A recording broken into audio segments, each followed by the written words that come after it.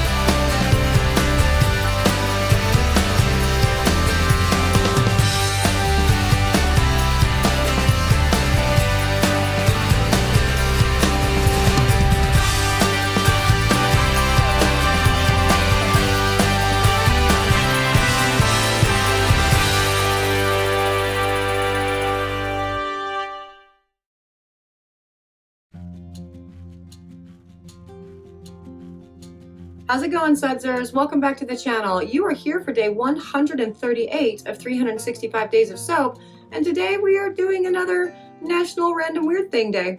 And today's National Random Weird Thing is Helium Discovery Day, which is cool. So I wanted to make a soap, and I wanted to make a balloon soap, so that's what we're doing. And this soap is actually, again, I was really excited to make this. It's, you know, kind of a really simplistic design, but I'm hoping that the end result of it with like a blue sky and the red balloon will be just stunning. This is my hope. Now, the balloon pieces were made by a cold process ahead of time. So it's a kind of a two-step thing, right? You make your embeds and then you pour your soap and put the embeds in it. And then, you know, you let it all saponify and then you cut it. You guys have been here long enough to know what the process is, so I'm going to stop talking about it here and go there. What am I going to call this thing? Like, am I just going to call it red balloon? Because that's kind of lame. I haven't been so much with the naming of the products lately. It's kind of sad. Alright, so what's going on here? It's a pretty short and sweet video and short and sweet pour. We've got two different colors of blue that we're going to use for an in the pot swirl, as well as the scent blend, which is really amazing. So this has it has Mexican lime and some orange in it, but then I also paired it with like some ozone-y notes. So you have like some green notes and then a little bit of like ylang ylang and lavender in it. So I'm looking for a nice fresh air smell, really. And so that's what I was going with that. And then the kaolin clay has been dispersed in water for this guy. And we have an extra beaker there to pour a little out so we can have a little bit of white for the in the pot swirl as well. Now the oil blend, it's a very stock standard. This is actually my basic 3 mix. So equal parts olive, coconut oil, and palm with a super fat apricot kernel because I have a lot of apricot right now. And that is definitely actually at emulsification. It's actually at trace, but I'm mixing a little bit longer because I want it to be a little bit thicker for this because we have some heavy embeds going in. Now the embeds there, you see the red circle there and then the little red triangles. For the circle, you know, I just use a silicone mold, cold process recipe, put it in the molds, yeah. And the triangle is actually, I just took one of my, you know, log molds and propped it up so it was just sitting on a corner, right? Just on one corner, and just poured some liquid soap batter into the mold to create the triangle. And then, you know, it cures up and it broke a little bit taking it out because it's not a huge piece, but I think it totally works. It'll be good. And that should be perfect for, you know, our purposes today. And so the majority of this batch is going to go this very light, like sky blue thing, right? And then we are going to have the darker blue kind of going through it to give, you know, the blue some depth and whatever. And as I'm watching this, I'm actually wondering if it wouldn't have looked like way cooler if I had just done just the blue with a little bit of white throughout all of it, because then you have that really good contrast, just the light blue with a little bit of white going through it. So then you have that really good contrast between the blue and the red, but you know, whatever. It's all good. And a little bit of white for that guy too. Now, this particular batter is, again, it's meant to be reasonably fluid because of the superfat in there. It's at about 10%. Yes. And so it's a reasonably fluid batter, but I'm hoping that it does set up really quickly because I want it to be able to support these embeds, because again, these embeds are very heavy. We're looking at about around 8 ounces as far as weight goes for the embeds, so not light. And the kaolin being dispersed in the water is going to give me hopefully some glycerin rivers. Maybe not with something that is, that has this much, that has this amount of micas in it. It might not happen, but I'm hoping, and if it does, then it adds some more, depth to the overall scene that's being created. So that's cool. But with this this thing, I was so excited to do this bar. Like, you wouldn't even, you can't even imagine how exciting this was just to make a balloon. I have no idea why this was so, fascinating to me, but I saw it on the calendar because we're looking at, again, we're trying to fill some dead spots between summer and fall lines, and today was National Helium Discovery Day, and I went, wow, that's fun. Balloon, yeah. And I don't know why I've never thought to do a balloon before. It's all whatever. So yeah, this is all mixed up and ready to get poured into the mold, so we can move on with the placing of the embeds and the doing of the things. Yeah.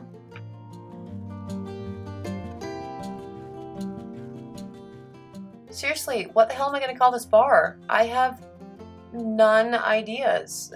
99 red balloons is kind of cute, actually, but I don't know. That's probably not going to happen. But up and away, that's a lot to put on a label. Honestly, so is 99 red balloons. I try to keep my bar names as short as possible, and I've realized, however, I've been doing this for so many years that I've realized there are only so many short words that you can use for things. You should see my bath bomb line. It's terrible because those are all one-word things, and it's a thing. So this soap batter is actually setting up really well right now, and it's going to be the perfect consistency to actually support this first little bit here, which would be the little triangle for the bottom of the balloon, like where it's tied, right? It makes sense. And yeah, those two pieces, they go in really well. The third piece I totally struggled with, and it dropped into the thing, and so I cut it out because it took me like 5 minutes to sort of fish it out, and it never did actually come where it was supposed to, but whatever. And I'm going to pour a very thin layer of the blue over the top of that and spread it out really nicely, because I want it obviously underneath the circular part for the big portion of the balloon, but not like, I don't know, separating the triangle and the circle, really, because it's a balloon. It's all kind of goes together. And then after that, it's just pouring the rest of the soap batter on top and finishing out the design of the bar and using the rest of the soap batter that's there and not used, really.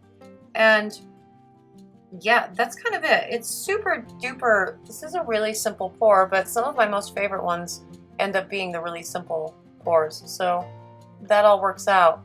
And this it's just, I keep going back to what I'm going to call this. Really, what am I going to call this? I'm distracted. Like, who cares about the pour? It's an in the pot swirl. It's randomly put in. We're not using the skewer or the hanger on it because that would displace the balloon inside. Now, what am I going to call it? Seriously, this is hard. I didn't expect this to be this hard. I mean, I guess I could just call it Up, right? But that makes me think of that movie, that Disney movie, that Pixar movie, and it's sad. I don't remember anything past the old lady dying, but it was sad. So I can't do that. And what about like Pop? But then that's kind of sad too, because when balloons pop, that's sad. But bubbles pop. I don't know. So yeah, I'm gonna leave this up to you. Actually, this is too hard for me. So I tell you what, whoever, just comment below what you think this thing should be named, and whoever comes up with the best name, I will send a free bar of this balloon thing to, and then it will forever be named that. That would be awesome, because I am drawing a blank on this one, and that's really sad. It can't just be red balloon. And anyway, so I'm gonna just kind of decorate the top because it's fun, and then this is going to go in the oven to get C-popped and go through gel overnight. And the pour itself, everything went really well. This is a really beautiful bar of soap. I am or loaf of soap rather, and I'm very excited to see the bars of soap in the cut, you know, tomorrow. But with the magic of editing, you don't have to wait until tomorrow. So let's go check out the cut right now.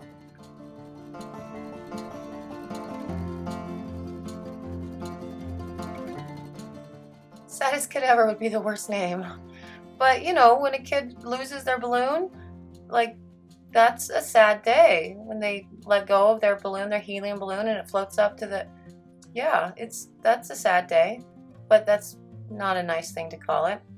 Anyway, this looks really nice. It's definitely went through gel. It's super, super duper shiny. And I was actually not here to cut this, which was such a bummer. So I had George May do the cutting of the things, and I'm excited to see, you know, what it looks like inside, and you know, check out the thing and do the, oh come on, that is the cutest thing ever. Oh my god, that is amazing.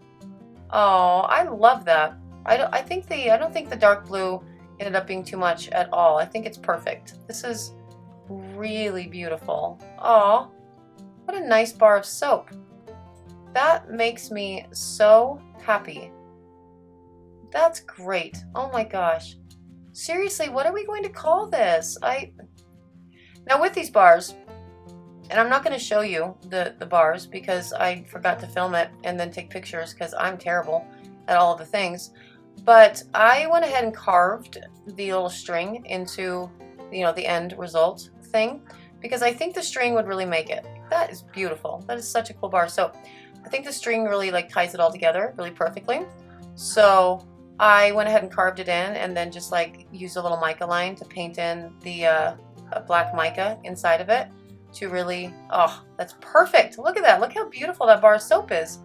I am so happy that it's National Helium Discovery Day and I got to do this super cool bar of soap, because it's really, really cool.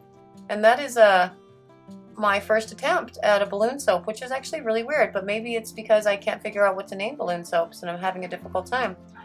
But that is day 138, National Helium Discovery Day, and it's a red balloon soap, and it's so cute.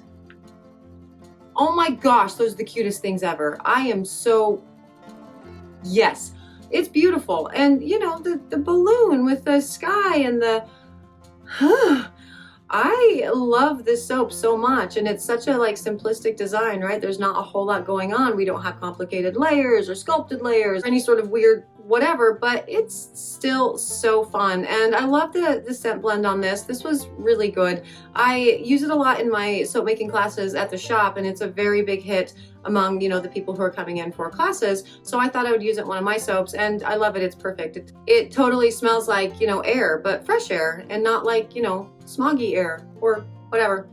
Anyway, if you were interested in getting this awesome National Helium Discovery Day soap, you can totally find it on the website at soapandclay.com. If you're interested in more soapy antics, you should subscribe to the channel. We're doing this every day.